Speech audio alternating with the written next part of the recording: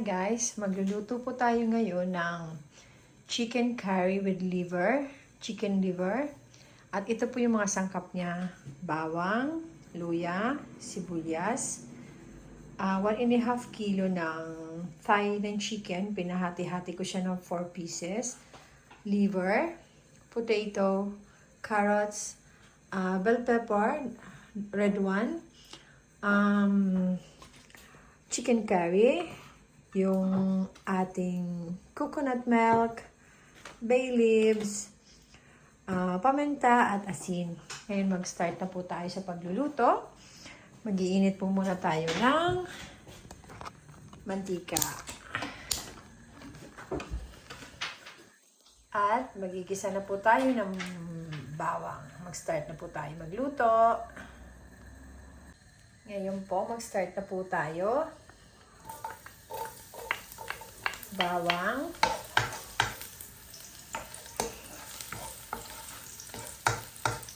Isabay na po natin ang luya.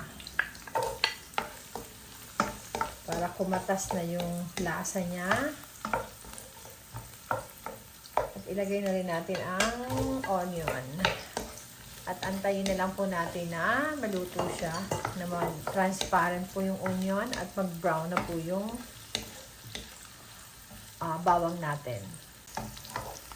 Ayan po guys, luto na po yung, transparent na po yung onion at brown na po yung garlic niya.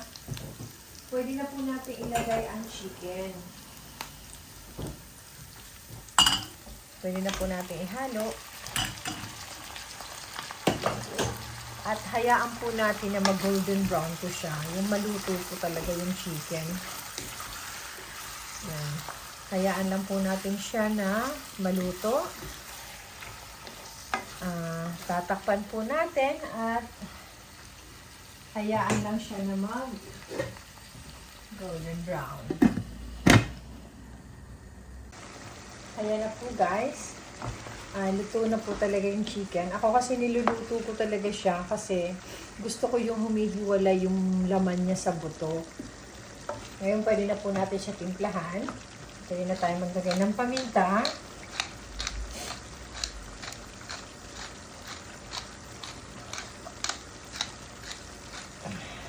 Asin. Depende sa inyong panglasa. Lagyan na rin po natin ng laurel. Mga ilang dahon po. Ayan.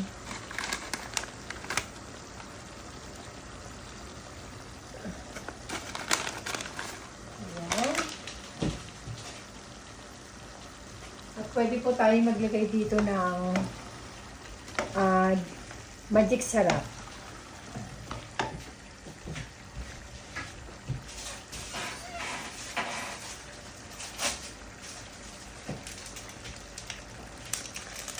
Para matimplahan na po natin siya.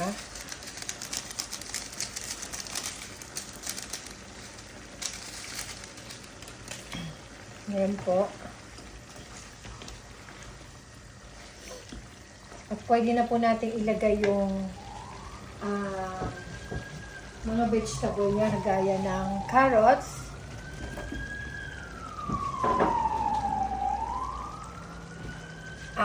potato, mali, potato, carrots, and bell pepper po. At pwede na natin ilagay ang gata para sabay na siyang maluto. Tsaka ang chicken curry po. Chicken curry powder.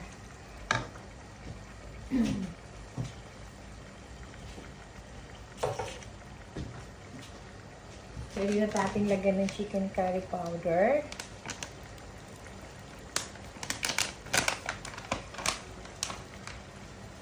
Depende po sa inyo. Kung gusto niyo po ng strong na curry powder.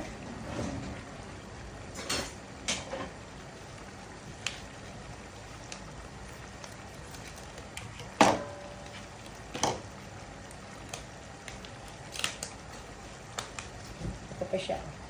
Caramel. Yung isa po, ganun din po. Pero medyo may pagka-strong siya. Yan.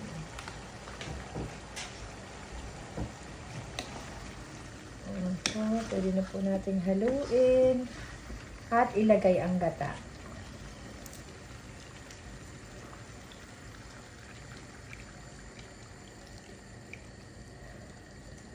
Lalagyan po natin siya ng kunting tubig. Pampakulo lang. Makakulo lang siya. Ayan. Para medyo may sabaw. Ayan. Tapos hayaan po natin siyang kumulo na maluto po yung mga vegetable niya. Yung potato, carrots, at bell pepper. Hayaan po natin siyang kumulo ulit. Nang maluto rin yung gata. Ayan po, haluin natin mabuti para mag-spread yung curry powder. Ayan. Ayan, hayaan po natin siyang kumulo at timplahan natin siya mamaya. Takpan ulit natin. Ayan na po siya. Natimplahan na at luto na. Guys, kagaya ng sabi ko, naglalagay po ako ng kunting chicken liver. Ayan. Para lang pampadami at pampapalasa din. Masarap siya. Na-try ko na po minsan. Nilagay siya ng atay. Yung atay naman po, kaya hinuli ko siya kasi madali siyang maluto. Kaya huli ko na talaga siyang nilalagay. At isang pakulo ko rin pa rin siya kasi nga yung potato niya po hindi pa masyadong luto. Pero sakto lang talaga siya pag naluto na rin ang atay, luto na rin yung potato natin. Ayan, kaya isang kulo pa yan siya at ready na po yan. Takpan natin uli na maluto ang potato at ang atay ng sabay. Ayan na po siya, luto na. Luto na rin yung atay at luto na rin yung potato niya. So, sabay lang talaga sila naluto. Hindi ko talaga inaano ko agad yung atay guys kasi madudurog siya pag isinabay natin sa mga ibang tawag nito mga sangkap. So, ngayon talagang luto na siya. Ayan. Tsaka yung potato is luto na din.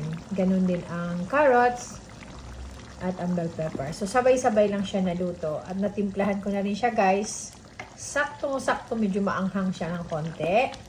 At ang sarap. Mapapalaban ka sa isang kalderong kanin. Alright? Salamat po sa mga nanood. Enjoy watching and enjoy eating. Bye!